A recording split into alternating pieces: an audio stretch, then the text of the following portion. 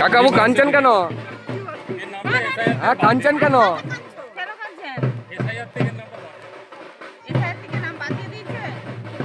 এর জন্য আমাদের সরকার লড়ছে, আমাদের মুখ্যমন্ত্রী লড়ছে, পাশে আছে, ঠিক আছে, কাঁদবেন নি। এটাই তো লড়াই এবার আমাদের, ঠিক আছে, বিজেপির বিরুদ্ধে এবারে সবাইকে লড়তে হবে।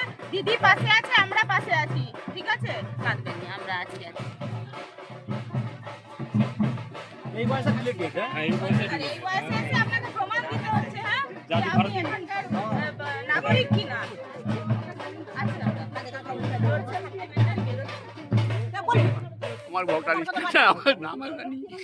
আমরা আছি, দিদি লড়ছে, আমরা আছি, ঠিক আছে। এটাই আমাদের লড়াই, বিজেপির বিরুদ্ধে এবারে লড়াই। এসআইআর এর নাম করে মানুষকে লাইনে দাঁড় করেছে, ঠিক আছে। যারা এই মানুষটি এত বছর ভোট দিয়ে এসছে, এই বয়সে এসে তাকে নাগরিকত্বের প্রমাণ দিতে হচ্ছে। তার জন্য কিন্তু লড়াইটা দিদি করছে এবং আমরা তৃণমূল কংগ্রেসের কর্মী সমর্থক সবাই আছি এনার পাশে। আমরা আছি, কথা দিয়ে যাচ্ছি, আমার দিদি আছে, পাশে আছে।